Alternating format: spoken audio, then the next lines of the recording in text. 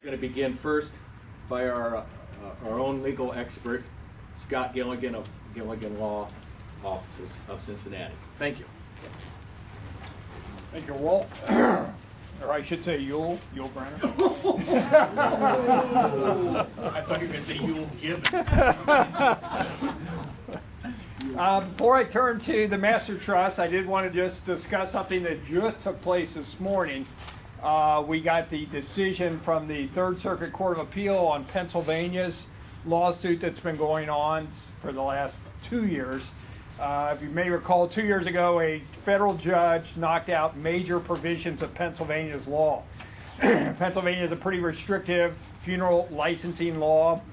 They require that you have a full-time manager. A licensee can only work in 2 different places, a main branch and a branch office. They require that a funeral director own the funeral home. You can't use a corporation to do it. The funeral home must have the same name as the funeral director who owns it, much like in Ohio or similar to Ohio. They require a preparation room in every facility.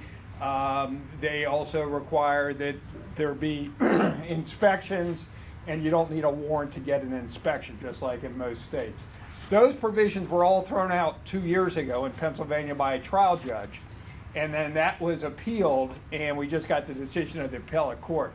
What the appellate court did was take all that back and say the trial judge was wrong, none of that's unconstitutional, with one provision, and that is the name provision, which we also share.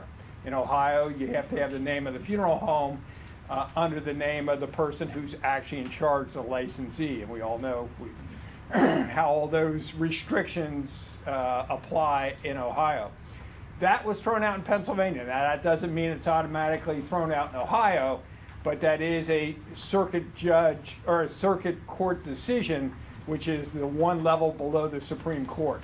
There's the Supreme Court, then there's 11 different circuits, and this circuit, the Third Circuit, threw that out. That's going to be it's not going to automatically throw it out in the rest of the states, but that's something that other courts would give a lot of weight in their finding, that restriction, that requiring a funeral home to use the name of the person in charge or the owner violates the First Amendment rights of the funeral home owners.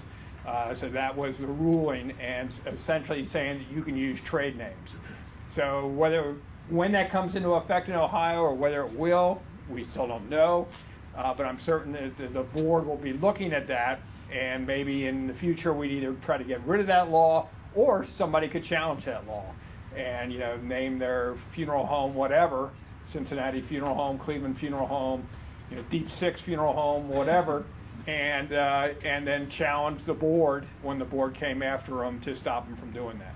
So that'll be interesting to see. But we were somewhat pleased with the ruling on things such as inspections, the right of a state to decide whether there's going to be a prep room and what the requirements are going to be, etc. That a lot of that did get reinstated.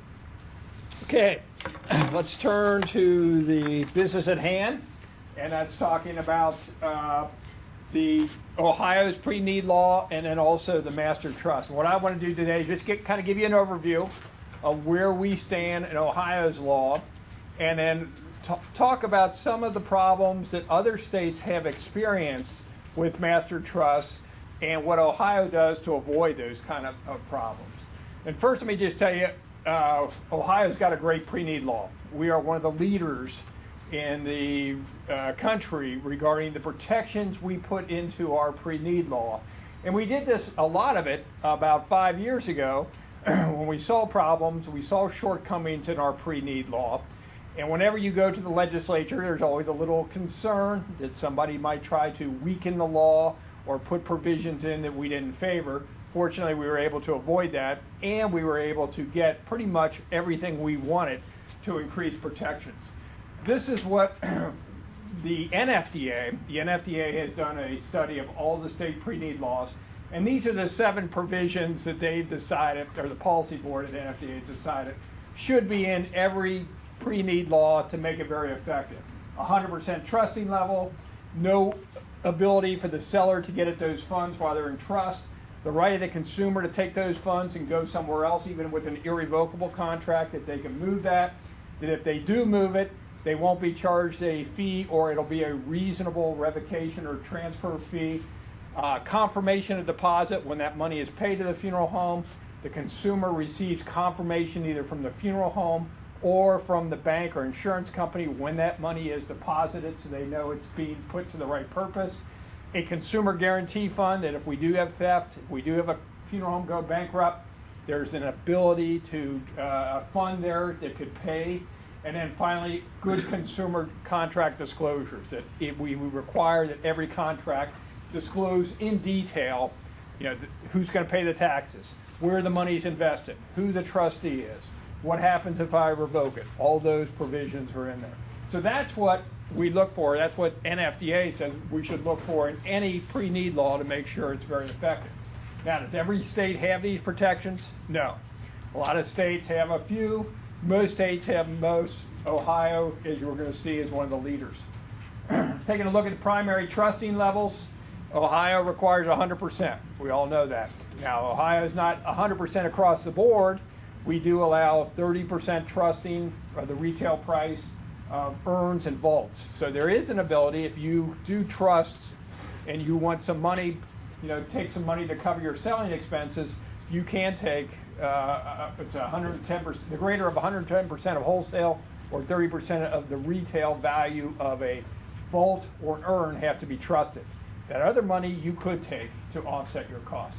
But everything else in Ohio, casket, all the services are 100% trusting.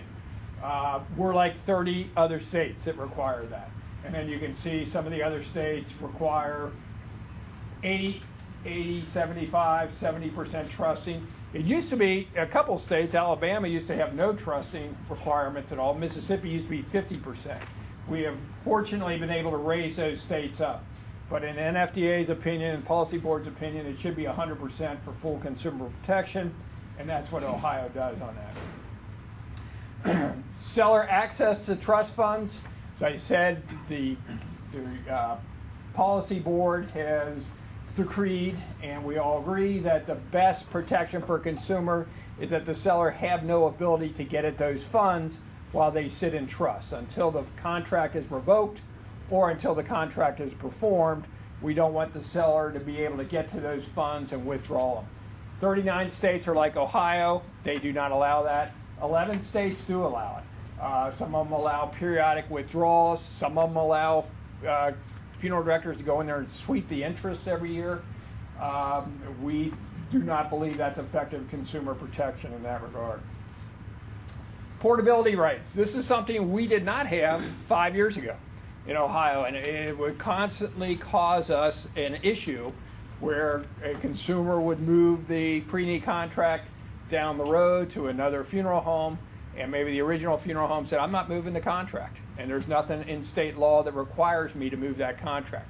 When that person dies, I'll go ahead and pay the funeral down at the competing funeral home, but I'm not going to move the money. That's anti-consumer, and we pretty well, most of the majority of the states recognize that a consumer should have the right to move that money, change their mind, and move it down the road. In Ohio, 5 years ago, we finally put that into our pre-need law. So now we do have full portability, even with an irrevocable contract.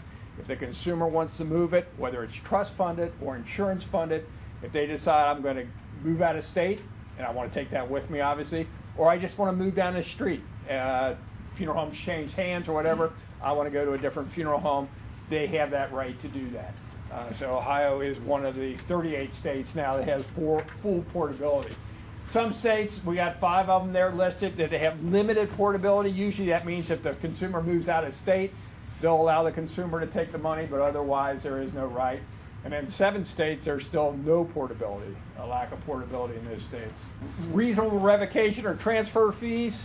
Ohio does not fall under the 36 states that have no fees. Rather, we fall under the 10% or 10 states that allow a reasonable fee. And Ohio allows a 10% fee, 10% of the amount of the trust, if it's a guaranteed price trust. Okay, for non-guarantee, you got to move 100% of it. For guaranteed, you get to keep 10%. And we feel that's reasonable. That is a trade-off. You have guaranteed the price of those contracts. Maybe somebody came 10 years ago and you took the risk of guaranteeing that. If they now move after 10 years, you should have the ability to recoup some of that risk. And that's why we allow you to take up to 10% of a trust-funded pre-need contract. Confirmation of deposit. This was another key provision we put in several years ago. And I think this is one of the better protections against fraud or against theft. And that is that on the contract, we're going to disclose to the consumer that the money, you should receive written confirmation that that money has been deposited or that the money has been paid into an insurance company to fund the pre-need contract. Now, 34 states still do not have that. And as I said, this is one of the ones we've seen. We think it's a key provision. It's one that a lot of states never started with, and so as states have amended their pre-need laws in the last 5 to 10 years, we've tried to get more and more of these provisions put in because we do think it's an effective way to fight against theft, either by an employee or by the funeral home itself. We also think the most effective way to do it is confirmation by the trustee, and that's what Ohio has. There's 2 ways to have confirmation. Some states, the funeral home confirms, yeah, we've gone ahead and deposited your money. Other states, it's the bank's obligation to contact the consumer or the insurance company's obligation to contact the consumer. And that's the best confirmation because a funeral home could still steal that money and just send out a confirmation or dummy up a deposit slip and send that out. But getting it from the bank, directly from the bank, or getting it directly from the insurance company, that gives that protection to the consumer. And we have also kind of married this with the requirement on the pre-need contract that there's a disclosure that tells the consumer in 60 days, if you have not received this written confirmation, call and contact, there's a problem. Contact the state board, contact the funeral home to raise some questions as to why you haven't received that confirmation. So we think that's a very effective protection against theft. It's not foolproof. None of this is foolproof. But that is going to discourage, I think, especially the casual, maybe the employee sticking money in their pocket or a funeral home deciding, well, I'm not going to trust this now. I'll trust it in 2 or 3 months when I catch up on my money. I think that's a very good protection against that kind of practice. Consumer Guarantee Fund. 13 states have this. Ohio does not. This is the one area of the 7 key protections which we have not had. When we did amend the pre-need law several years ago, we tried to get this in. Now, we're not a big proponent of it, but we realize there's pre-need theft out there. There's funeral homes that go bankrupt, and while nobody wants to be paying into a fund and collecting this fee from consumers and paying it into the state, we recognize it's a appropriate way to deal with these kind of problems that spring up from time to time. Some of you may be up in the Youngstown area. They're having this problem right now with funeral homes there that have not funded pre-need contracts, and it causes a big scandal. It's nice from a PR standpoint if you're able to say, well, all those consumers are going to be made whole because we have this pre-need guarantee fund that the state holds and will help those consumers pay for their funerals. The other thing nice about it is it relieves the area funeral homes, the other funeral homes that are on us, from having to pick up the slack. And that's usually what we see in these. When we have a pre-need theft, it's usually the neighboring funeral homes that'll kick in and cover and provide for the consumers. Well, in this case, this would give those funeral homes that do that some money to draw on to pay for that. Ohio, again, is taking a look at this. The state board, because of the problems up in Youngstown and other areas, they are now re-looking at this. As I said, OFDA tried to get them to adopt this 5 or 6 years ago. The state board didn't want to do it because they said it was too much paperwork, and we tried to get the Attorney General to do it, and they also declined to take on the responsibility. But if we'd have had that 5 years ago, it would have made the problems that we now experience in Youngstown a lot easier to deal with. And then the last protection, comprehensive consumer contract disclosures. You all know from your pre-need contracts now that we do very good at that. We have a number of requirements regarding what has to be in that pre-need contract. I think there's 17 different disclosures that have to be on there. Who's the trustee, who's the insurance company, how the money's invested, who's responsible for the taxes, how do you revoke the contract, what the fee would be for revoking or transferring the contract, what a price guarantee means, what a non-price guarantee means. So all those provisions are in there, and of course any form that you use through OFDA, through the Master Trust, we have drafted those contracts to make sure they're fully compliant with Ohio law. Okay, that covers, well, let me just give you, there's the listing of the states and how they do with their consumer disclosures. Ohio is one of the 27 states that is rated as excellent by NFDA as far as consumer disclosures. 11 states are good. We got 6 states that are fair and 6 states that are poor. Okay, so we are fully compliant. As I said, except for the guarantee fund, Ohio is in the top echelon of all the consumer protections we want to see. Now let's talk about the issues we've had in other states, because we know this obviously is going to impact anybody's decision as to do trusting or should I do insurance. And we have had problems with master trusts in other states, including those run by state associations. Illinois is the first one. Some of you may have remembered this from about 7 or 8 years ago.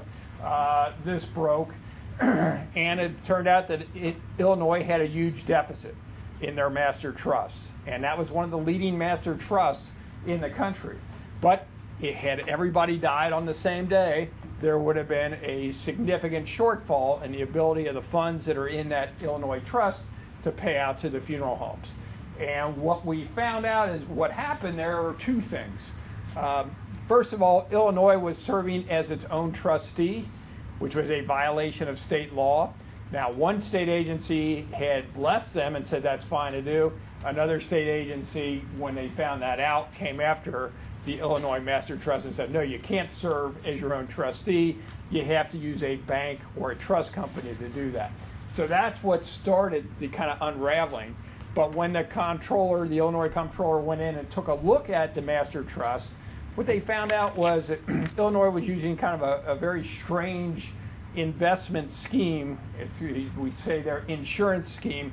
What Illinois had done was, and this goes back into the 80s when the IRS said that pre-need earnings, when you have earnings on a pre-need contract, that should be taxed to the consumer. So we had to start sending 1099s and all that to consumers. To avoid that, Illinois said, let's not have our investments as normal investments. Let's put them in an insurance wrapper. We'll call them insurance, and we'll fund them through insurance.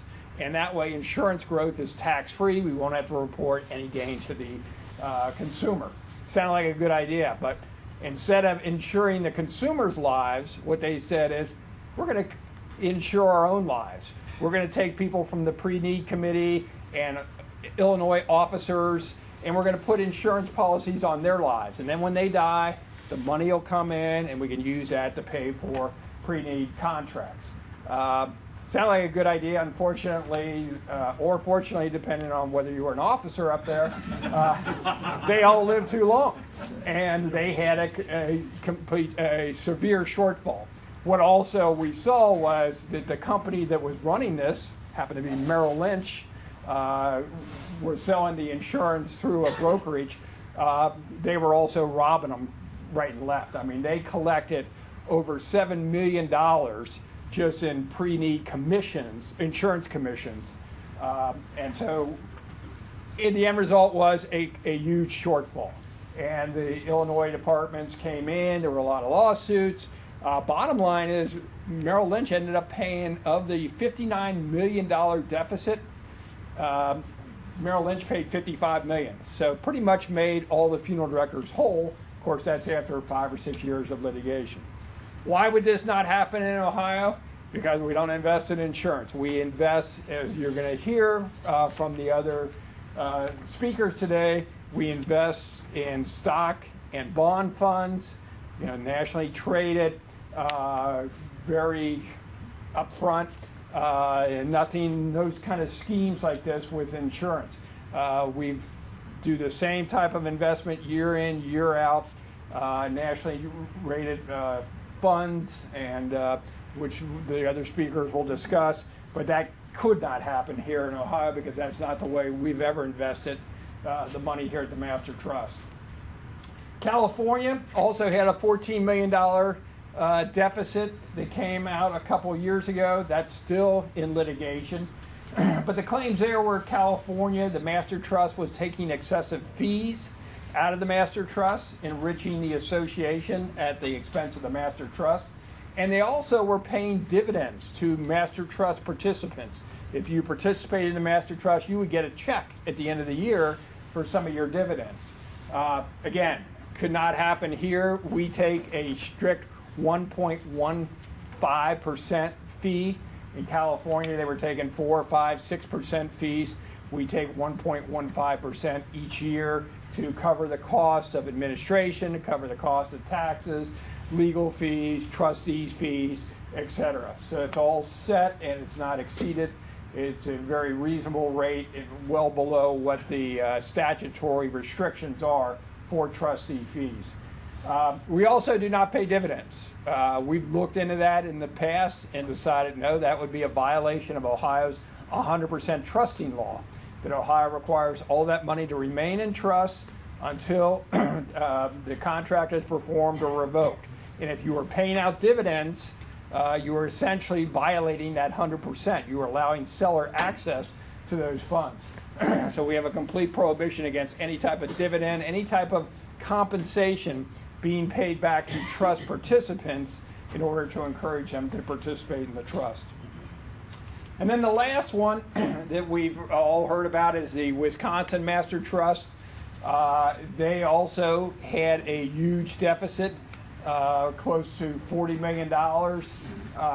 And what we found out there was that they were investing in, they had their investment advisors were two brothers that worked for Smith Barney, kind of renegades on their own, and they had the Wisconsin Master Trust invested in all kinds of different schemes, real estate developments, foreign real estate developments, kind of stocks that nobody really could quite figure out where they came from or whether there was a market for them.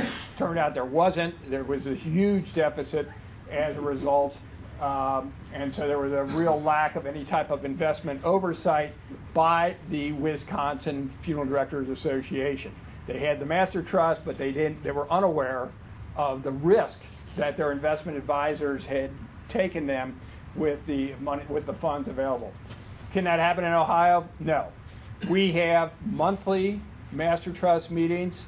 Everything is very transparent. We know what each fund, every penny is invested in. There's a breakdown on the many different funds, the balanced fund and the managed fund, that these investments are put into.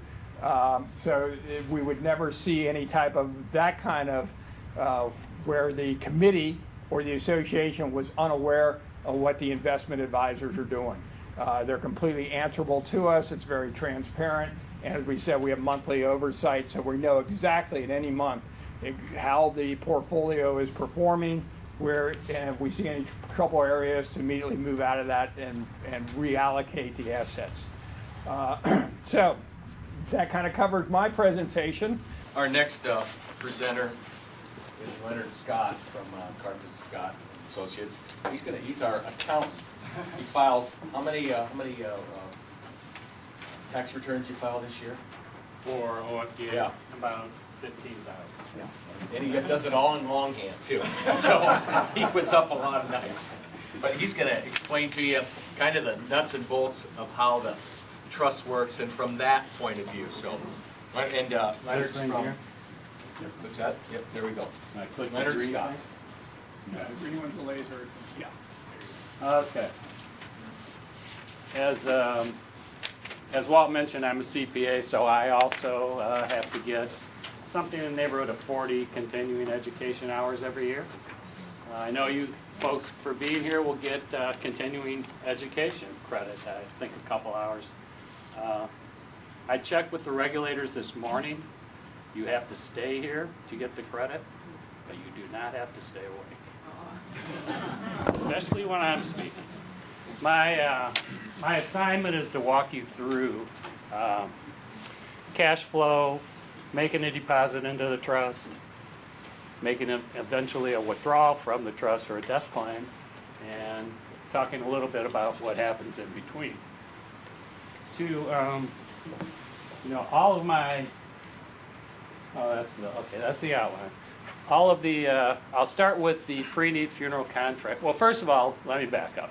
I want to talk about something before I jump into this outline, because it has always been a very important concept in the master trust, and that's confidentiality. When you participate in the master trust, there are people who will know some of your private information. The OFDA staff, because you'll sign up with them, and they pay the death claims. So they'll know some of the information.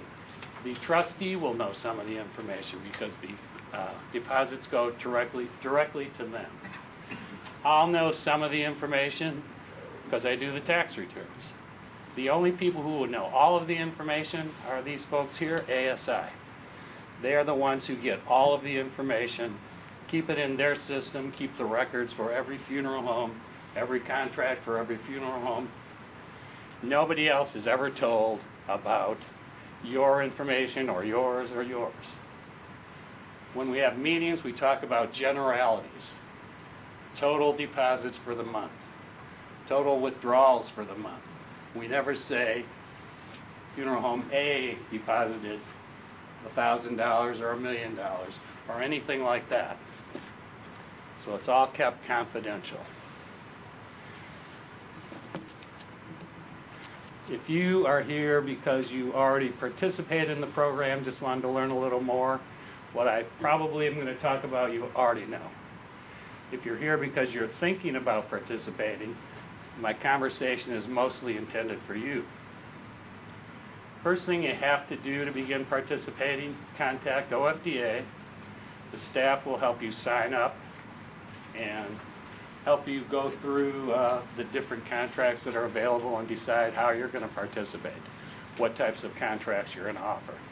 There are two main types of contracts, a guaranteed contract and a non-guaranteed. The guaranteed contract basically says you'll sell your consumer this batch of goods and services at today's price. They'll pay you today. When they come in a few years or 10 years, you'll provide the services, ask them for no more money. The non-guaranteed would be you'll take the money out of the trust and compare it to the current price at the time of need, and you might charge them additional money. Each of those could have an installment contract. Mostly in the master trust, we use the guaranteed, paid in full contract. So what I'm going to talk about is just quickly filling out a paid in full guaranteed contract. And it's not up here, so I'll just, it is on the, in the handout, the other handout, I should say. Certainly have one of these. And we're using the irrevocable guaranteed price pre-need funeral contract for Jane Doe, contract number 101. I didn't fill the whole thing out, but the left side of the page is where you put purchaser information, like their name and address, etc. If there's a different beneficiary, you have to fill out the right-hand column, put in their name, address, and so forth. Seller's information is at the bottom of the page. In the middle of the page, there are some disclosures that I'm going to skip over, except we will be coming back to the check the boxes in item 4 and 5, because I want to tell you about your decision that you make every time you fill out a contract in 4 and 5 on the first page. Second page is the legal terms and conditions for the contract. I'm not going to read any of those to you, but that's everything that all of you should read carefully and make sure you know what you're signing when you sell a pre-need contract. and your consumer should do so as well. There are a couple of notices at the bottom of the page that are required, and the two that I want to point out is the last one. I'm on the second page. There you go. Yep. The last one is the one that tells the consumer that they have 7 days to cancel if they change their mind after they sign the contract. The one just above that is what Scott mentioned. It tells the consumer that when they sign this contract and pay the money over to your funeral home, they're going to hear from the bank within if they don't hear from the bank within 60 days, they should follow the instructions on here, which is to contact the trustee through the OFDA, and there's a phone number to use. Very important to make sure that they follow up on that, know about that being in the contract, because it's not just, as Scott was talking, that people intentionally don't put money in the trust. It could be lost in the mail or a mistake made in the processing. We want to find out, however we find out, what happened so we can fix it. The third page of the contract is where you list the goods and services that are included in the contract. Now, I made up some numbers just for purposes of being able to give an example. They may not even be realistic numbers, but they're my numbers, so. I put under services 2,500 as a package. If you use package services, you have to outline which services are included in the package, but I just put the number 2,500. I put a casket in at 2,000 and a burial vault at 1,800. I don't know if those numbers are right or wrong, but that's the numbers we use. I don't know what's up there now. We'll get to that in a minute. I didn't put any cash advance items in for this example, but as you know, you can include all sorts of cash advance items in the contract. There's about 6 of them listed here and a bunch of blanks where you can put other items. What I want to mention on this, though, is if you include cash advance items, even though the contract itself is guaranteed, the cash advance items are not, unless you want them to be. If you want them to be, you check the box next to where they're listed. And in the bottom right-hand corner is the pre-need contract summary, which we will come back to in a moment. But first, we need to go back to page 1 and talk about this whole idea when you sell vaults or urns. And Scott, is Scott here? Are markers included in that?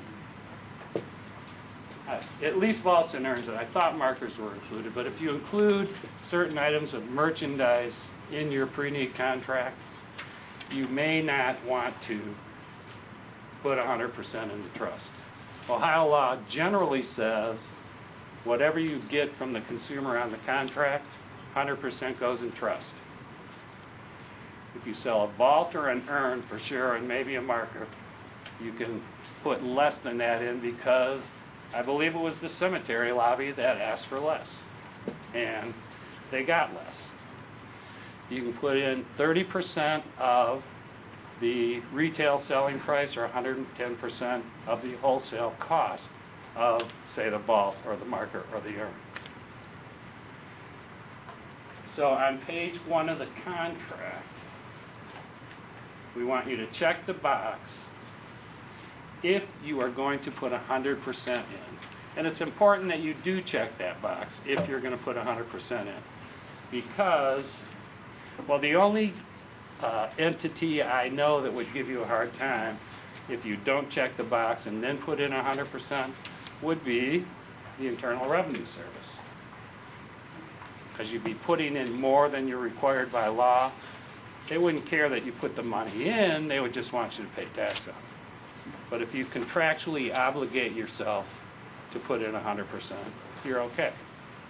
If you don't want to put in the 100%, don't check the box. Simple as that. And then you can calculate how much of the merchandise selling price you can retain in your funeral home to use to pay any kind of expenses you want to pay. And I did a sample calculation. It's in here, in the handout I gave you, and it's up here. I said the selling price of that vault was $1,800, right or wrong. 30% of, oh, I guess there's a little, okay, 30% of the retail price is $540. I guessed that the wholesale cost of that vault might be $900. 110% of that is $990. You're required to put in the greater of $540 or $990.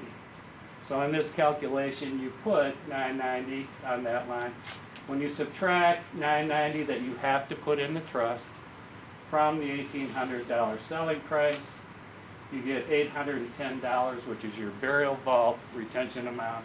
That's the amount of money on this deal, if it were a legitimate contract, or legitimate numbers anyway, that you would not have to put in the trust. You could keep it at your funeral home to, I don't know, to pay for your pre-need program.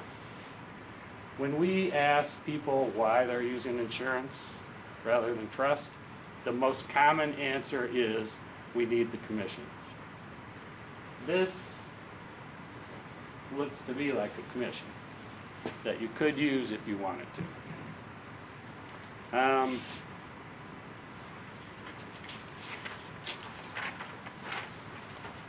The other check the box item is item 5 on page 2, and it has to do with taxes.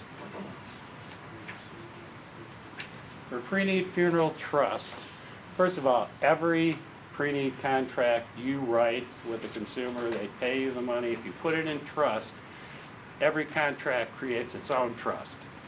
It's not like one big trust. It's like 15 or 20,000 little trusts that start with 2,000, 5,000, 8,000, whatever it is that you send in. Each one of them earns income every year. Hopefully earns income. Hopefully doesn't earn losses. That'll be up to, I think, the gentleman that speaks next, Tom Villanova from the bank. Well, I gotta stop goofing around. I forgot where I was at. Every individual trust files its own, or has to file some kind of a tax return of its own, reporting the income earned by that trust. The choice for you every time you write a contract is whether or not you want to check box 5. If you check it, you put an X in box 5, the purchaser pays the tax. If you check this box telling us, telling your customer, telling yourself, telling the administrators, telling me as the tax preparer, that you have determined for this particular account, or for all of your accounts if you check them all, you want the customer to be responsible for reporting the income from the trust and pay the tax if there is any, then we will every year send out what we call a grantor tax information letter to your pre-need client. And it will list the items of income and expense, types of earnings, dividends, interest, capital gains, etc., telling them that here, these are the numbers you should use in preparing your own personal tax return. So, do we get complaints from time to time? Yes, we do.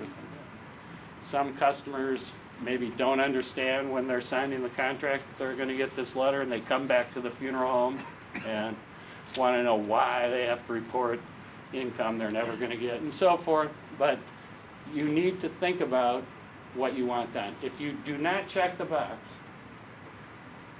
the master trust will prepare and file tax returns. The trustee will take the money out of the trust and pay the tax for for each trust in which you ask us to do it that way.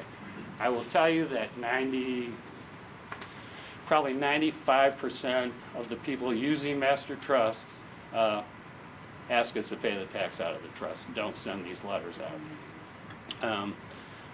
You can make this decision on every contract or a blanket decision for your funeral home. But if you make a blanket decision to always check the box, so always a letter will go out, you may be sitting with someone who says, if you check the box, I'm not signing the contract. So you might change your mind, but you can check the box every time except when somebody complains about it or however you want to do it. Or if your blanket decision is never check the box, there may be times when you're sitting with someone who will tell you, well, check the box. I don't file tax returns. I'm going on Medicaid. Or my only earnings is Social Security. I don't worry about taxes. Check the box. Let them send me the letter. I'll toss it every year. So that will be up to you to figure out how you want to handle it each time you fill out a contract. Yes, sir. Len, do you have a ballpark figure of how much taxes paid on an average On an contract? average It's not very contract, much, is it? Well, some of the very large accounts paid a little over $50 in income tax this year. Since you asked, Walt, and this wasn't set up,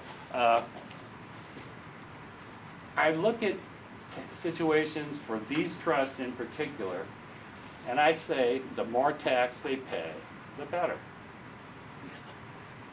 I mean, if last year you paid $15 in tax because you had $100 of income at a 15% tax rate, wouldn't you be happy to pay $30 this year? That means you had $200. Or $45, you had $300. The more income you have, the more tax you're going to pay. Even having said that, there are types of income that have special tax treatment, like qualified dividends, long-term capital gains. Maybe don't even pay any income tax on those because they're in a low tax bracket of 15%, but those are specially treated down to a 0% rate. We only paid tax on roughly half of the contracts that filed returns in Master Trust 2, which is most of the tax returns. And I think the average tax is somewhere around $6 per account.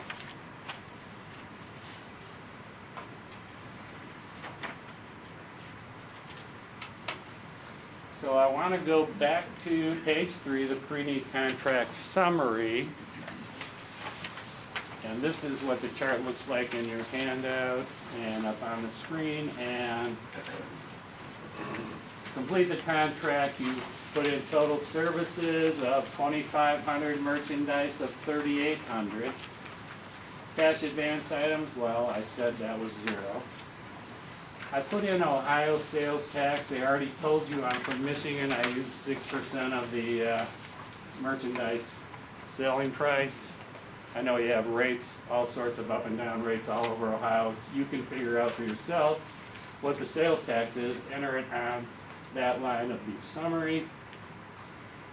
Add those numbers together, you get the contract amount of $6,528 in this case, which is the amount you collect from your pre-need customer.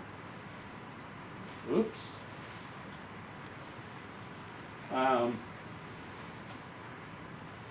From that, you need to subtract. First of all, Ohio sales tax comes out of that amount because in Ohio, I don't know. I think you're probably all aware of this. When you write a pre-need contract and collect the money is when you must pay the sales tax. You can't wait until a year later or 2 years. Only on trusts, not on insurance. Only on trust. If it's insurance, you wait until you collect the insurance. I don't deal with insurance, so if I say something that applies to it doesn't apply to insurance, it's because I don't deal with it. The next line on this calculation is $810, the vault retention amount. And doing the math there, you come up with $5,490 is the amount that you need to deposit to the trust for this contract. Having completed the contract, collected the money, you need to figure out, I guess you have 30 days from the time you receive the money to get it to the trustee. People do it once a week, twice a month, once a month. Do it however you want to do it. Make sure you get it in on time because the law is pretty specific about the fact that you have to make it within 30 days. There's no deposit ticket in there. I think I can see some opened up to a deposit ticket. There's a deposit ticket you have to fill out. It's fairly simple. You just have to identify your firm name and ID. Put in the contract number and name of the person you're making a deposit for. Enter the amount, which in this case it was $5,490. You can list several contracts on a deposit ticket, or you can just send in one contract with a ticket, however you want to do it. You can, at the bottom of the deposit ticket, you can enter amounts that you want to add to a contract that's already in existence.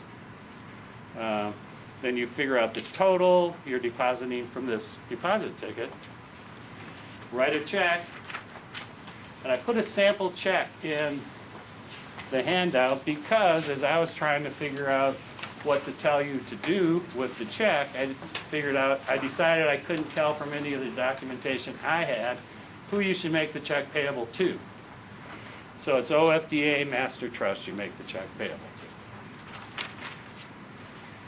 You need to send the deposit ticket, the white copy of the Preneed contract, and the check to the lockbox account which the Master Trust uses at Chase Bank.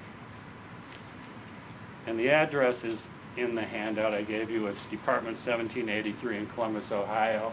You can get envelopes from OFDA that are already pre-printed with the address on it. So you don't even have to learn the address. You can just use one of the pre-printed ones.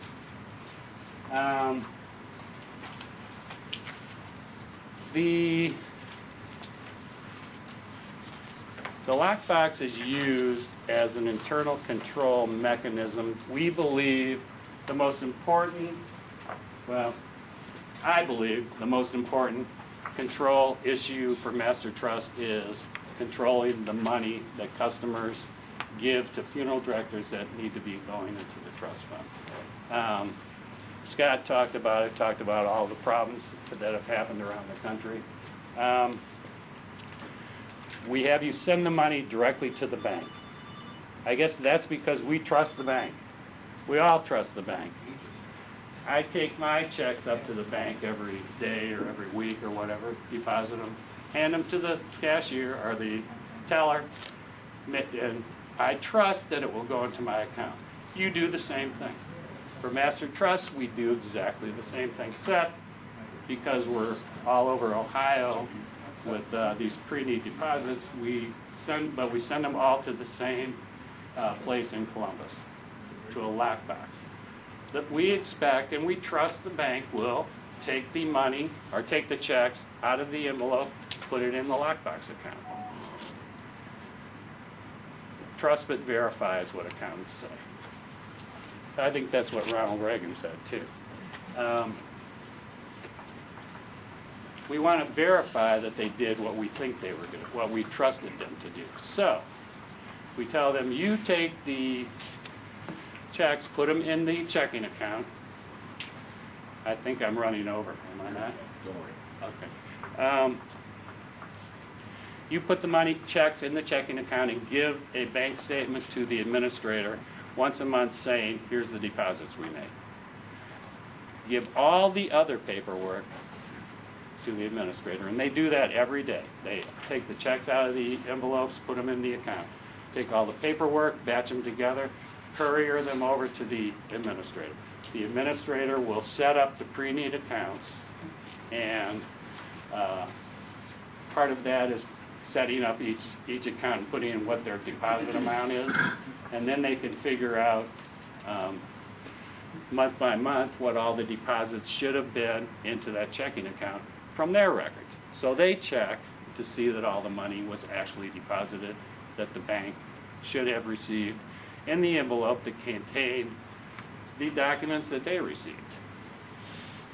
That's the first way that we verify, and they reconcile those accounts every month. If there's ever any difference between what they think should have been deposited and what was, they will work on figuring out what it is.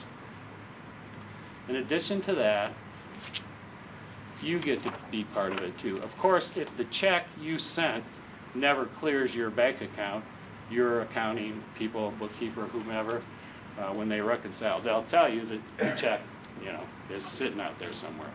If the check did clear the account, if you want to verify it got into the master trust, you'll get a report listing all the deposits that came in. The administrator will send that to you. You can check it off against what you sent in.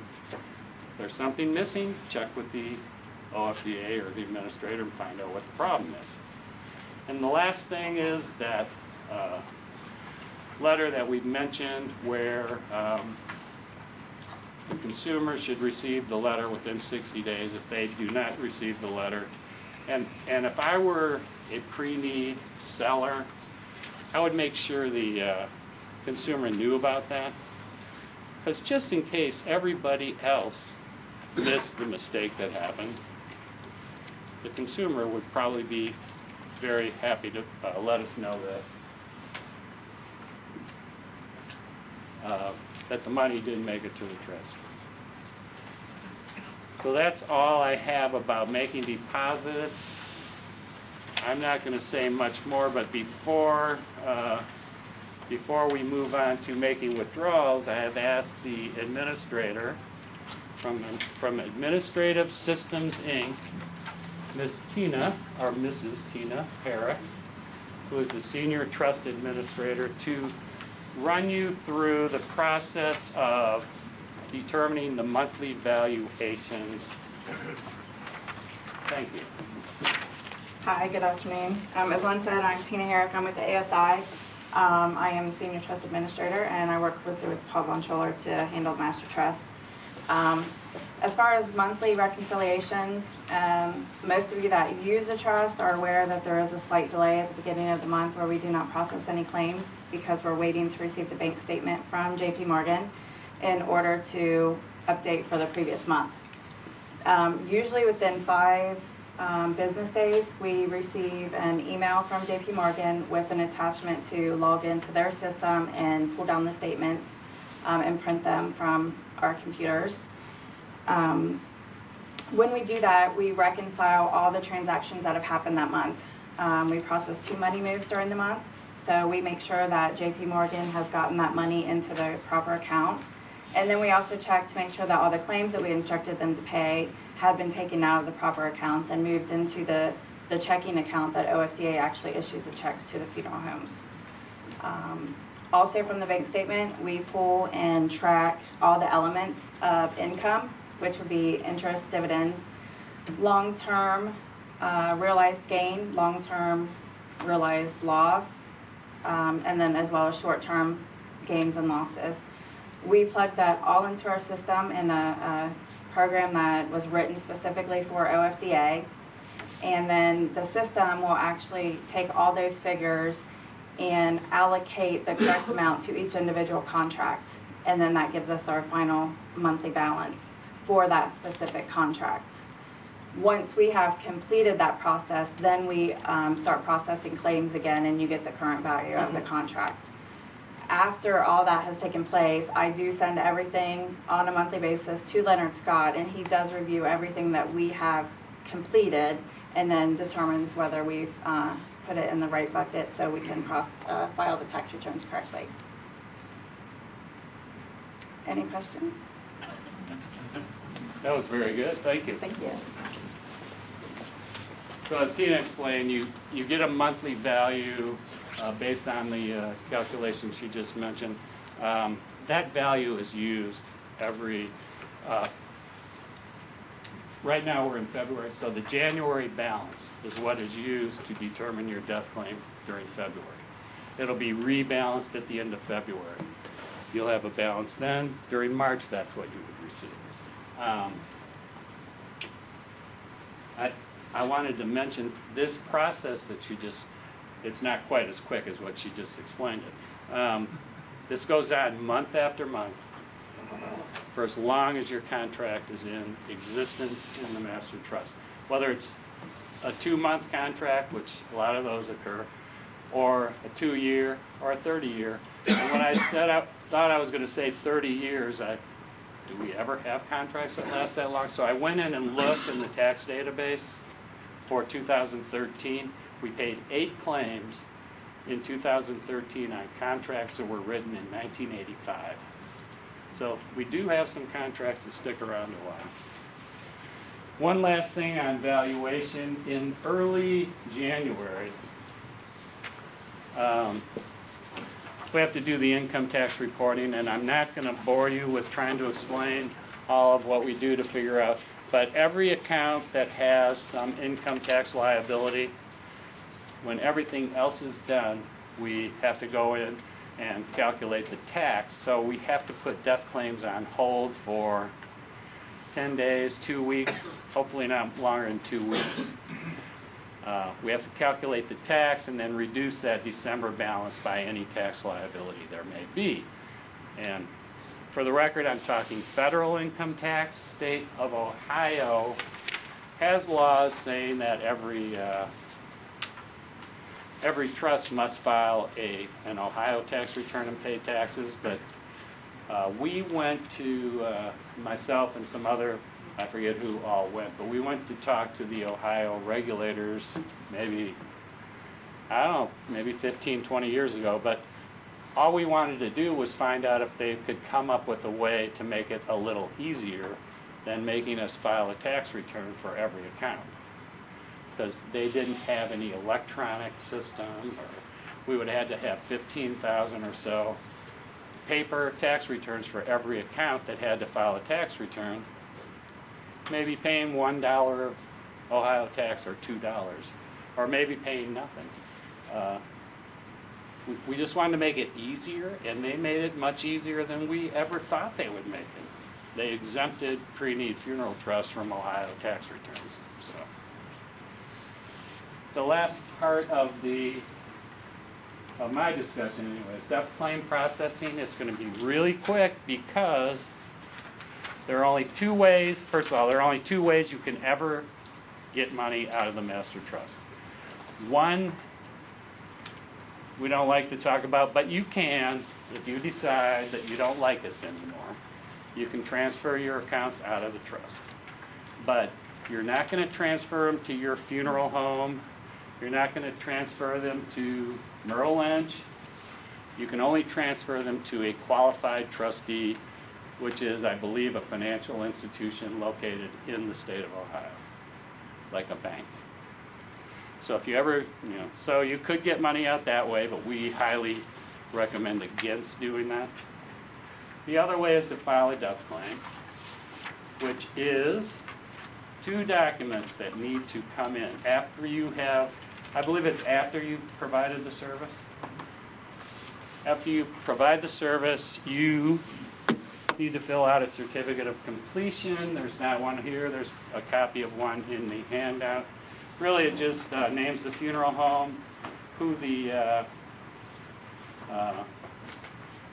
contract beneficiary was, what the contract number was, and you're signing saying that you have completed the service. You need to send that completed document along with a certified copy of the death certificate over to the third-party administrator. And on here, it gives you, on the certificate of completion itself, it gives you instruction to fax it to ASI and a fax number. There's other ways they can get it to you, mail it, or... They can mail it, but typically it gets to us faster if they fax it. Right. Or So, scan it and email it. There is an option of scanning and emailing as well. sorry about that. So anyway, however you get it to them, they will contact on a daily basis, I believe, every request for a death claim that they receive by what time? Usually 8 a.m. Usually by 8 a.m. They will process that day and send to the trustee an instruction to move money out of the investment account into the claims checking account. At the same time, they will send an instruction to OFDA personnel who handle the payment of death claims, telling them to either write checks to your funeral home, or you can use the ACH program, which you have to sign up for. They'll wire the money to you if you sign up for that program.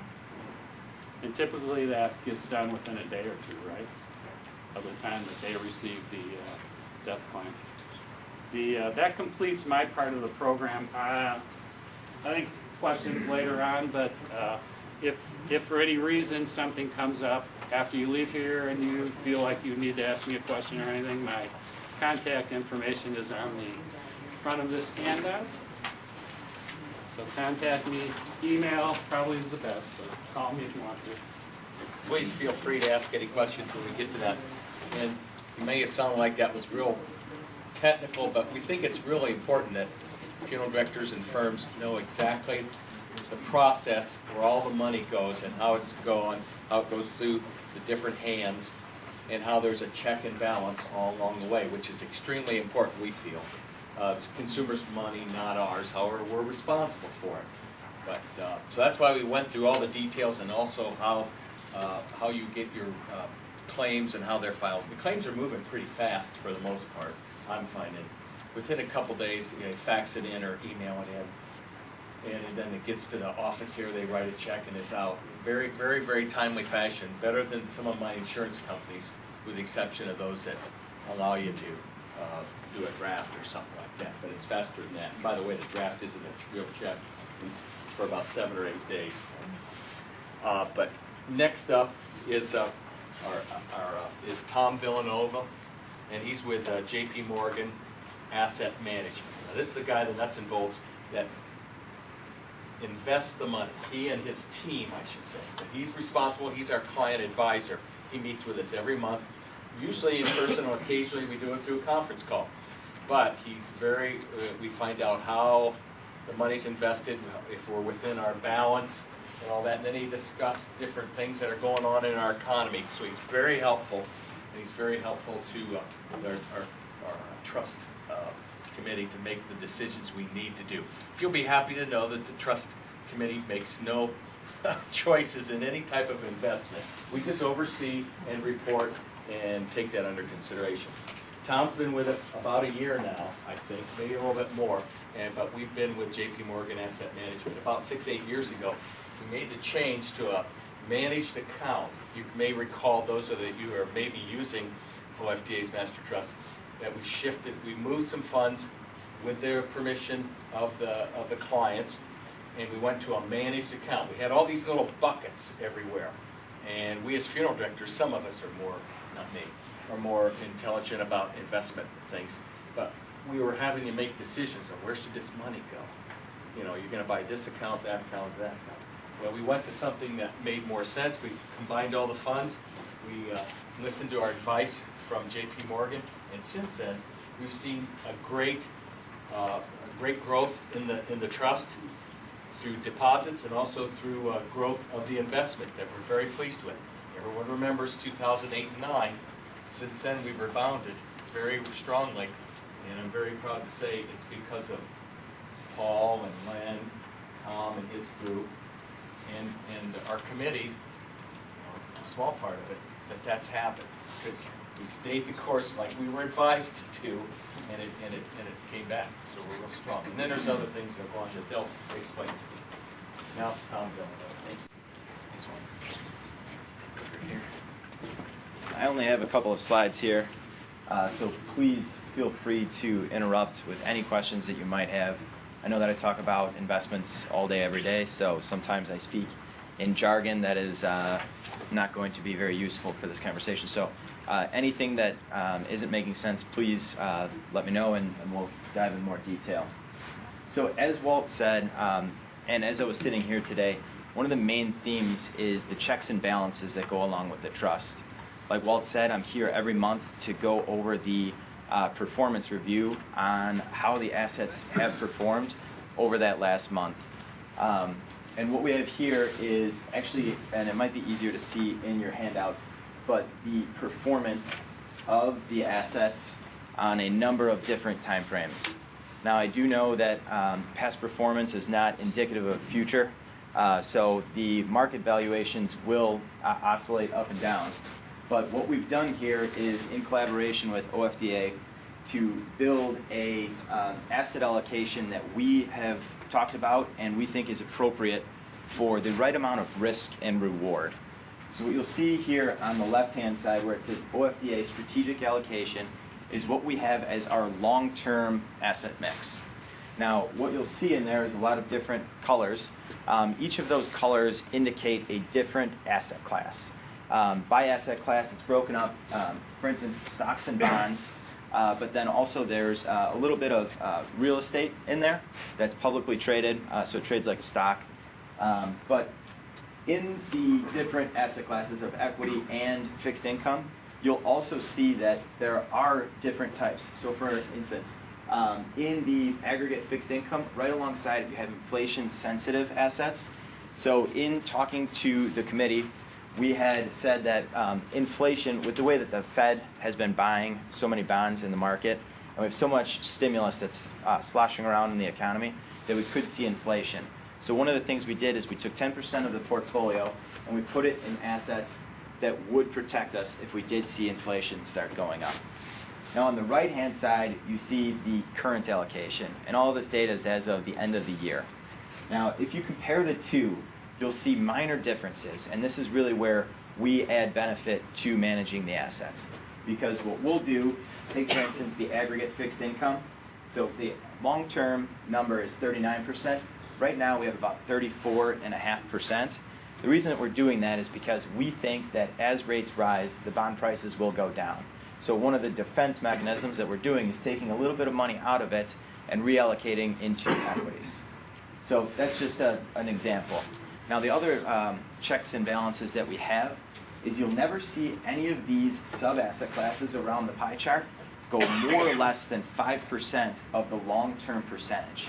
That's to make sure that we don't take any risk that could potentially really hurt the portfolio. So we'll take minor changes up and down, but we're not going to say, all right, well, we think equities are going to be a great year this year and put 100% in equity. Right now, there's about 40% in equity and about 60% in fixed income. So it's something that's a defensive portfolio when you're comparing to other institutional portfolios. Now, Walt also said that I am responsible for some of the performance. I'm really not. Behind me, there's a team of 65 people that are all over the globe, the majority sitting in New York. But this is really how we make investment decisions on behalf of the portfolio.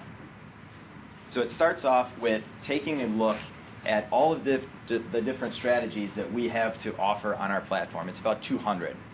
From there, we narrow it down to see which managers we think are performing the best of our managers. From there, we take a look at what's going on in the economy, saying, is there anything that we think is a mispricing where we might take assets from one pool and put them into another pool. Then we also are going to be allocating that capital day in and day out, where it's an ongoing process of making sure that we're making as much return for the amount of risk that we're taking in the portfolio. So any questions? How much money you guys manage? It's $83 million right now. Any other questions? I know that we talked about Merrill Lynch before too. Just to be fully transparent, the way that we make money is not through commissions. It's actually through assets under management. So we charge a fee on the assets under management. So our interests are actually aligned with the master trust, because as those assets grow, so do the revenue that we have off of the assets. I was going to say, if you guys can pay 10% out, then you're doing all right. The last 5 years have been pretty good, but you never know what's going to happen with the equity markets going forward. So. Tom, could you review the returns because they're not legible? Oh, sure. So the 1-year return was 10.86%. The 3-year return, and that's annualized, so each of the 3 years come to an average of 8.22%. And then in 5 years, it's 12.18%. So the returns have been good. And you take, for instance, just to give you an indication of in down months. January was a very rough month in the equity markets. You saw the S&P 500 pull back about 2.5%. You saw international markets down 6 or 7%. The overall portfolio was only down 1.1% in January, and we've actually seen most of that get made up in February thus far. So it's a defensive portfolio that we're actively monitoring at all times. Good afternoon. Thank you, Walt. It's very good to be here. Been around for a long time now. It seems impossible, but ASI started our relationship in 1991. So, doing the math, it's 23 years that we've been involved with the OFDA Master Trust. Okay. Which way am I going? Okay, here we go. I will start out with an apology. The slides that I'm going to go through are not in the same order as in your handout, but I think I can direct you quickly to get to the right place. I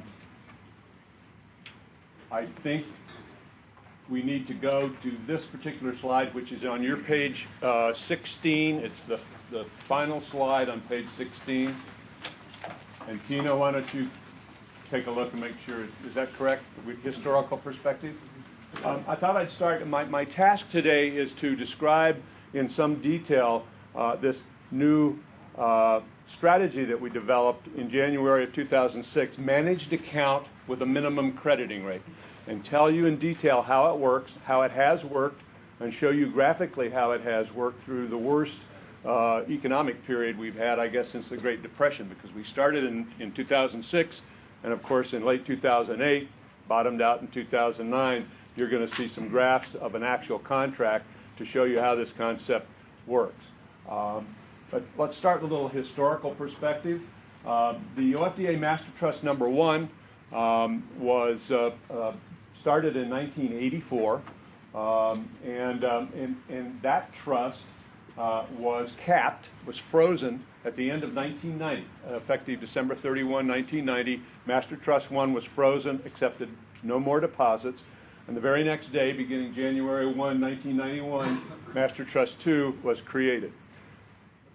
The way Master Trust 2 worked, or the way it evolved to working, it was very similar to a 401k plan before 2006. We were asking funeral directors to look at each contract, and they were given a choice of funds, and you could make a decision on how you wanted each contract invested, in which fund. And those funds that looked very much like a 401k plan. You could choose a money market account, you could choose a short-term bond fund, you could choose a balanced account, which was part bond, part equity, and then we had an equity index fund, which was basically you were investing in the S&P 500, 100% equities. And the theory was that you would do a little underwriting on your pre-need. So if you had someone you were writing a pre-need on and you thought that that person had longevity expected, you might want to take some more risk and invest that contract in the balanced account or the equity index fund. Or if you thought that this was a near-need contract, you would certainly want to put it in the money market fund so that the funds were not at risk. So that was the theory. And there were some funeral directors, probably a pretty small percentage, that actually did that and kind of underwrote their pre-need on that basis.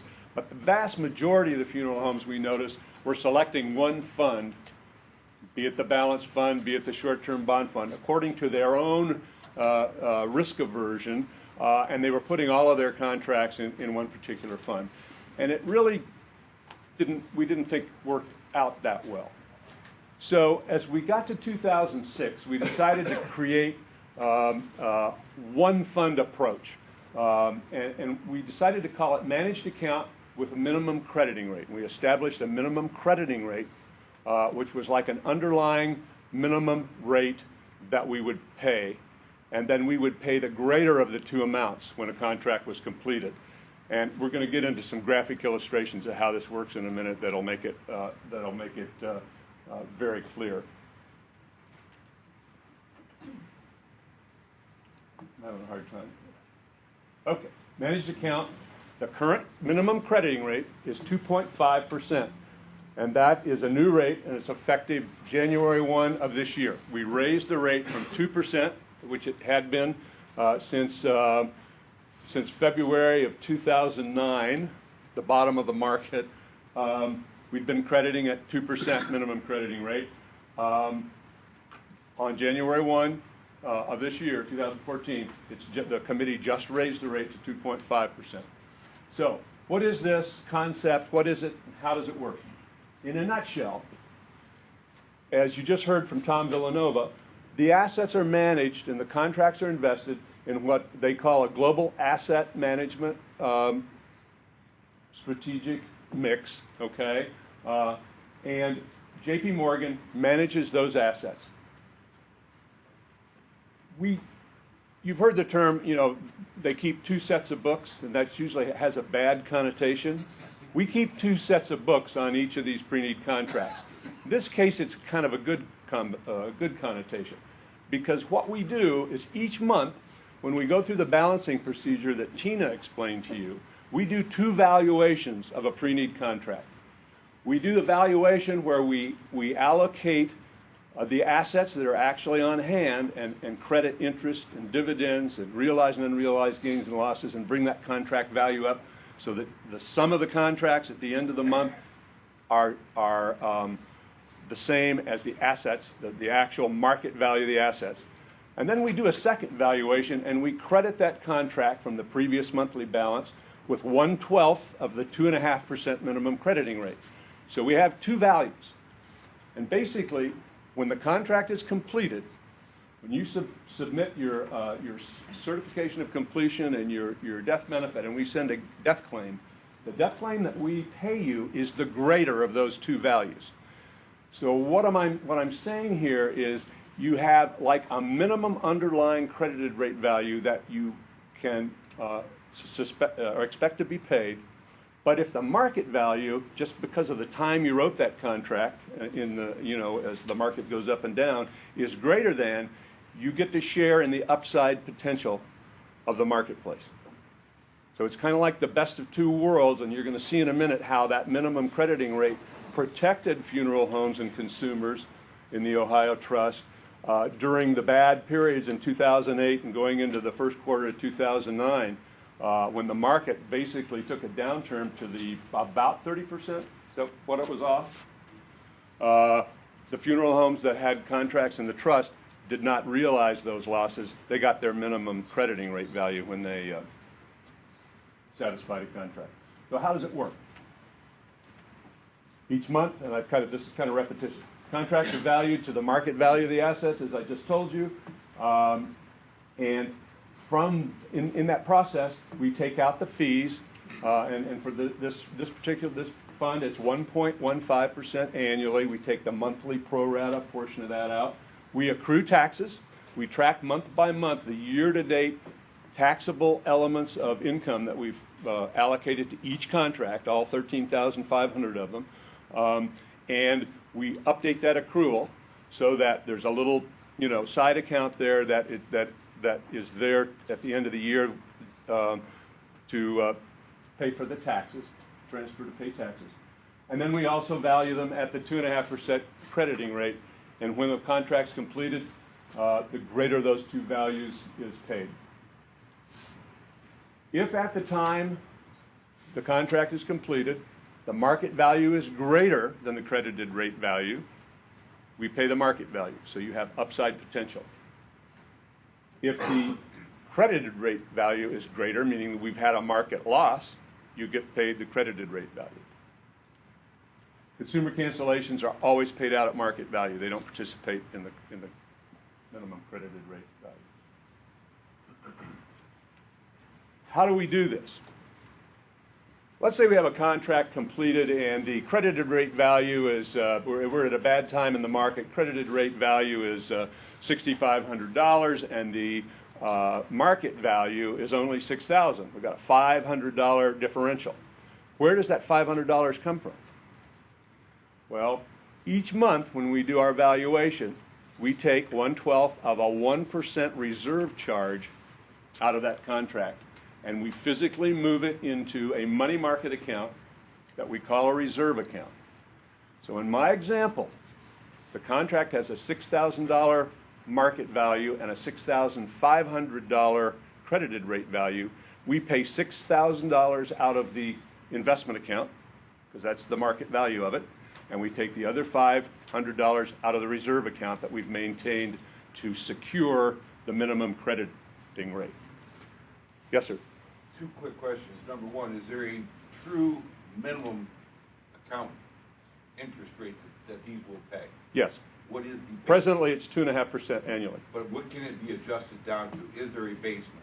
Oh, that the credited rate value and the reserve charge, which are, go hand in hand, those are determined periodically by the Master Trust Committee based on input from investment advisors and the marketplace and so on and so forth.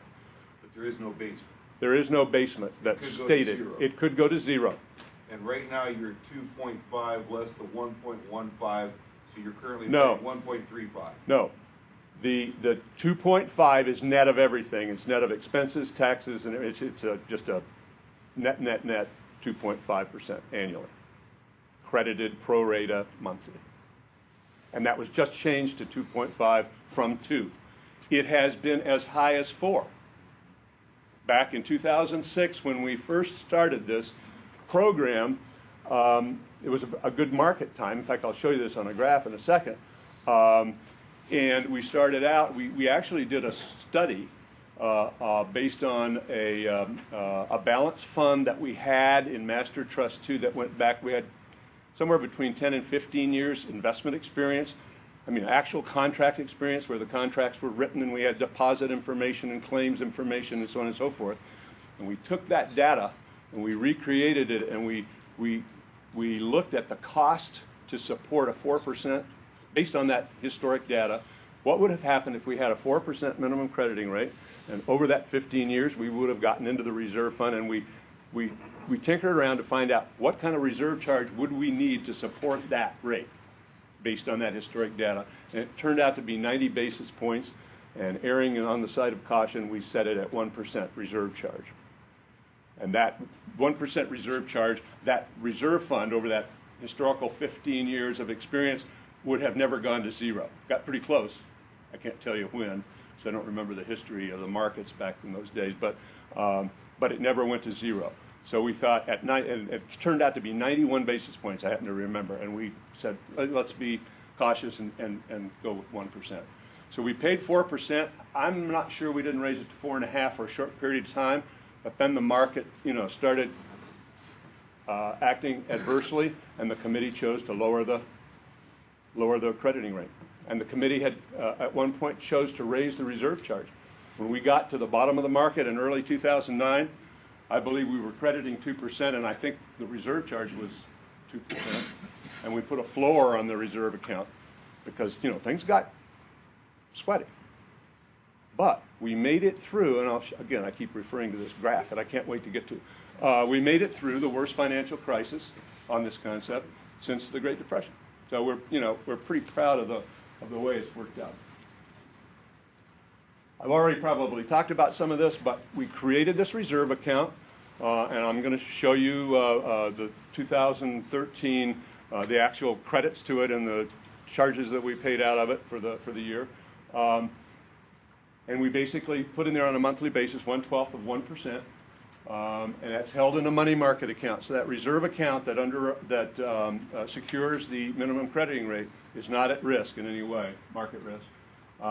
And as I've already alluded to, when we pay a claim on the credited rate value, we hit that reserve account for the difference between the market value of that contract and the amount of the claim that's greater than that. Here's the chart that I keep referring to. This tells it all. To me, this is the most important slide in my presentation.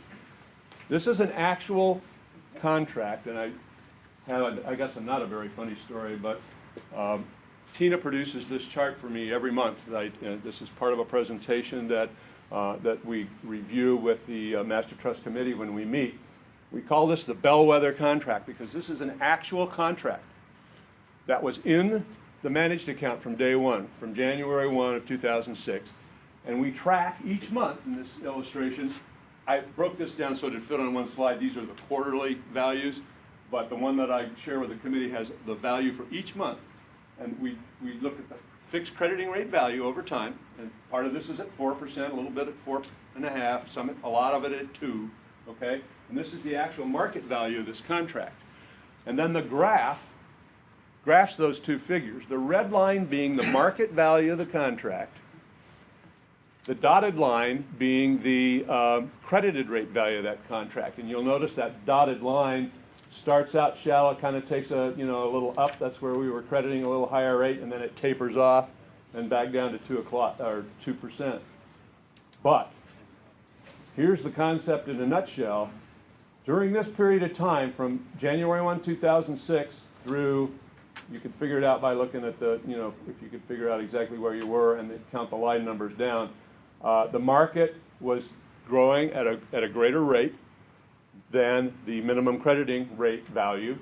And if a claim on this contract had occurred anywhere during this period, we would have paid the market value. In other words, you participate in good market times, you have upside potential. And the cost, what is the cost of that? The cost is 1%, because if in this market, let's say in this year here the fund made 10%, well, we've taken a reserve charge of 1%, so you're only going to get 9%. In other words, fees and taxes and so forth, expenses come out. But the point of it is to pay for the value of having a minimum crediting rate. There's a cost, and the cost is 1% of your investment return. In years where there's a loss, now this is going from late 2008 down to March, or actually February 28th of 2009 when it bottomed out. This is when Lehman went bankrupt and the Freddie Mac and Fannie Mae had huge problems and the banks had crises. This is our last recession, depression, I guess you could call it. Well, we pay the greater of. So what would this contract have paid out if it had been claimed during this period? It would pay out that dotted line. So the minimum credited rate value is there to protect you guys just from this. On the old scheme, before we created this concept, this is where you would have been. You would have had a 30% loss on this contract, similar to what happened back in 1987. If you happen to be participating in the trust at that time, you may remember in October of 1987, there was a pretty cataclysmic depression in the market. But here, the funeral homes and consumers were protected by that dotted line, the minimum crediting rate value. So in a nutshell, pictorially, I think this really tells a story. And I'm going to show you some statistics in a minute that'll show you where we stand right now in terms of our reserve fund and what we call deficit contracts. You now need to go back to page 12, I think. And what we're really looking for is I'm going to go through and share the 2013 statistics for Master Trust 1 and Master Trust 2. You doubt if you'll be able to read the numbers on your small slides there, but we share this with the committee each month, and what we watch are Master Trust 2 distributions. Remember, Master Trust 2 was capped December 31, 1990. Master Trust 1. So there are no deposits going into Master Trust 1. Actually, occasionally we get an installment contract, an old contract that had been written back before, December 31 of 1990, but for all intents and purposes, it's what we call a wasting trust. And interestingly enough, this is the distributions month by month, and we just kind of track those to see if there are any trends or anything that is of interest. And these are the balances. And you can look at December here. A year ago, in December, we still had $9.1 million in Master Trust 1, although we've done nothing but pay claims since 1991, January 1, 1991. And over that period of time, it's depleted to the point of $7.3 million. So we're, almost $2 million more claims paid out than we had investment return in those products. for the year of 2013. Master Trust 2, we track the same information, deposits for Master Trust 2 month by month, and I'll compare year to year in a minute and show you some cash flow information. And the funds here, the only fund that's receiving deposits now, now is the managed account. Because we've basically capped all the other accounts. We took the balanced fund and the money market, and we rolled those all into the managed account shortly after January 1, 2006. The only fund that we left working, and we urged funeral homes to transfer out of it, we left the equity index fund intact. And the reason we did that on advice by investment counsel was that there was a possibility that executive or the equity index fund could outperform on some period of time the the managed account. And so we didn't feel right about taking that away, but we said all future deposits are going to all go into the managed account as they have. We track distributions. We break it down between death claims, cancellations, and transfers out of trust. You'll notice we referred to this all year last year as the, I hope I don't offend anyone, the finger chart.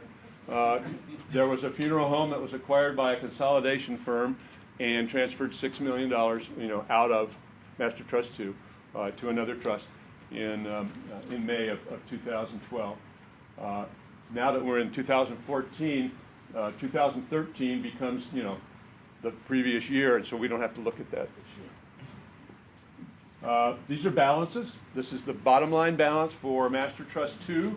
And just in case you can't read the numbers, a year ago at the end of the year, Master Trust 2 had $88.3 million a year ago, and this year at the end of the year, 2013, $95.5 million in assets. So there's $95 million, $95.5 million of future funeral costs in the OFDA Master Trust as of the end of 2013.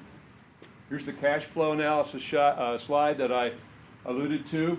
Year-to-date deposits at the end, or for the entire year of 2013, funeral homes contributed almost $15 million to OFDA Master Trust 2. We had withdrawals from Master Trust 1 of $1.1 million, and we paid $14.2 million in claims out to funeral homes out of Master Trust 2 in the year. So we had net cash flow negative $500,000. When you think about the fact that a lot of these contracts we're paying out now they could have up to almost 30 years of growth on them, and the new contracts coming in probably are not as, have no growth on them. So we're paying out more than we're taking in, but it's a very, very healthy situation. And if you compare just Master Trust 2, which is the only active trust, all the deposits go to Master Trust 2, and only 14.2 in claims came out. So we really are positive cash flow on Master Trust 2. And these are the numbers for the prior year, and if you compare them, they're pretty much the same. I mean, it's a pretty static situation. I talked earlier about deficient contracts and reserve account and so forth. A deficient contract is one we define where the credited rate value is greater than the market value. So if we paid a claim, we're going to be hitting the reserve fund for the difference between those two values. At the end of the year, we only had, out of the 13,500 roughly contracts, we only had 387 contracts where the credited rate value was greater than the market value, deficient contract. And the total amount by which the credited rate values of those 387 contracts were greater than the market value, $49,000. Okay? On the other hand, we had 13,101 contracts where the market value is greater than the credited rate value. In other words, funeral homes are participating in a very good market that we've had for the last 5 years, Tom, basically, 5 years. If you happen to write a contract, going back to the chart where you saw the market value graph. If you happen to write a contract in February or March of 2009, and you were to fulfill that contract today, you'd have about a 78% return. And that's just timing, because there are contracts that are still in, where there's still a, quote, market loss. But the upside potential's there. The downside stopgap is there as well. So we have, if all of these contracts, by some quirk of fate, we had to satisfy tomorrow, we would hit the reserve account with $49,000. The reserve account at that date, at the end of the year, a little over $2.5 million in the reserve fund, in the reserve account. And to give you an idea of the reserve fund, you can see each month we report to the committee the development of the reserve balance. And for example, let's look at January. We started out with $1.8 million. I think that's 8, not a 6. Yeah, $1,836,000. We had earnings of $147. That's interest because it sits in a money market account. That interest each month, by the way, is transferred, is it not, into the investment account. So we keep it on a principal basis. We don't try to accumulate earnings in this account. We just keep it as a reserve. We paid out in claims in this month $5,776. So, some number of contracts were completed. Their credited rate value was greater than their market value, and so we went to the reserve account and took that difference out for those contracts.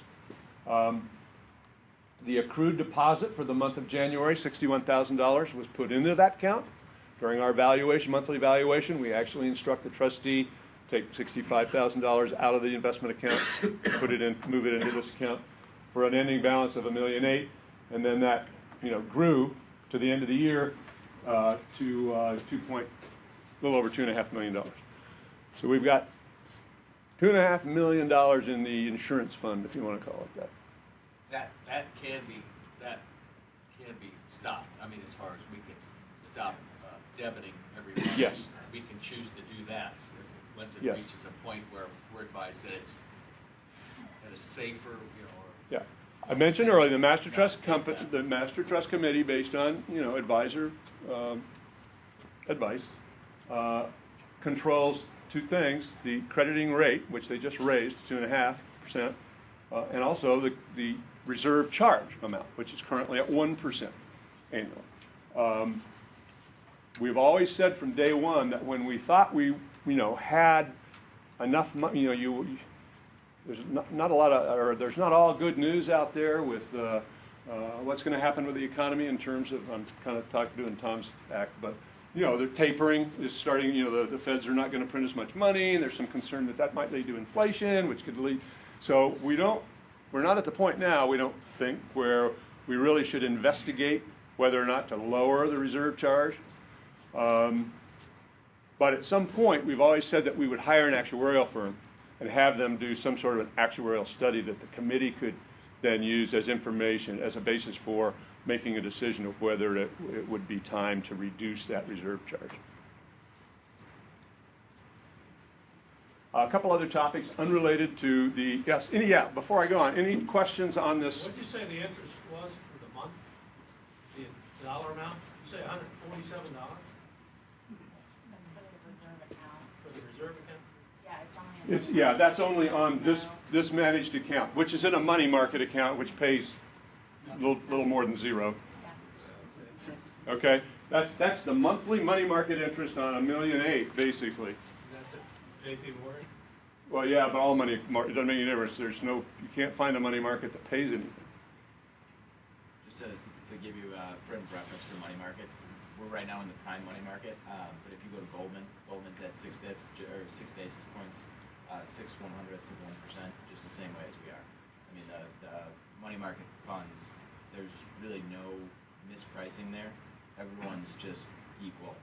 And the benefit of having a larger balance, like the OFDA does, what we do is we lump all of the amounts in the money markets from the different accounts together, and we give them a better share class. Because if you went in and you had, let's call it $5,000, you're actually going to have a zero yield on a money market right now. Yeah, they're literally at zero. Yeah.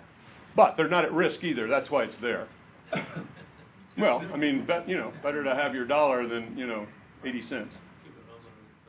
Keep it Yeah, well. Yeah.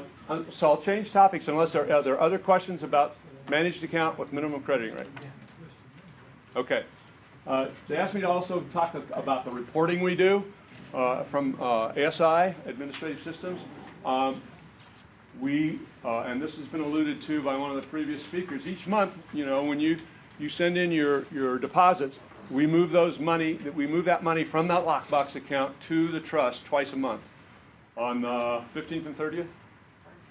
1st and 15th of the month. And right after that, when we do that, we create a semi-monthly deposit summary. So that's what comes back to you. I think Leonard Scott was saying that you could, you should, I would, if I were doing it, I'd take that and I'd check off, make sure that every deposit, that I sent in was accounted for. Quarterly, we give you a paper report that lists all of your contracts in the trust and gives you a balance forward accounting. Beginning balance, the beginning balance of the quarter, deposits in any contracts, claims on any contracts, the contracts that have been claimed, your investment earnings, and expenses. I think we break them out, or there's all one column. Expenses are in one column, and that's expenses and taxes and the reserve charge. All the charges are in one column, and then your investment performance is in one column, and an ending balance for the quarter. So you get an inventory report quarterly. And then annually we prepare a regulatory report, in other words, the report that you send to the Board of Embalmers and Directors. So we prepare that report for you. We also have website support. You can go onto our website, and if you sign up for it, and you have a login ID and password, as you would assume, and you can go onto your account and you can look at 24 hours a day, 7 days a week, 365 days a year, you can look up the value of a contract. So if that call comes on a weekend and you want to know what is in the bank in that Preneed account, you don't have to wait till Monday morning and make a phone call. You can go online and take a look at that contract. The exception to that is, as Tina alluded to, the first 3 or 4 days, 5 days of the month, when we haven't yet balanced, it will show you a flag that says this is last month's, balance. The good news with the managed account, though, is you don't have to worry about, well, I wonder if there was an investment loss in the month of January, because you're going to get the minimum crediting rate bump, even if there was an investment loss. Other information that's on our website, you can look up a contract. If you click on the contract number, it brings up the specifics of the contract, including a payment history. Contract detail is there in terms of services, merchandise, cash advance items, so you get pretty much a photo of the contract. And then the latest thing we've added to the website is online contract creation. You can actually choose any one of the 4 contract types, and you can complete it online. You can save it to a draft. Let's say the family hadn't made a final decision on some merchandise or something like that. You can print it and save it to a draft, call it back later, make modifications to it. Or you can print it for signature and the number of copies you want. At the same time, you can save it to your computer. So if you wish to start going digital, you can do that, and maybe not even print a copy for yourself, because you'd have a copy on your computer in a file. That's the end of my presentation.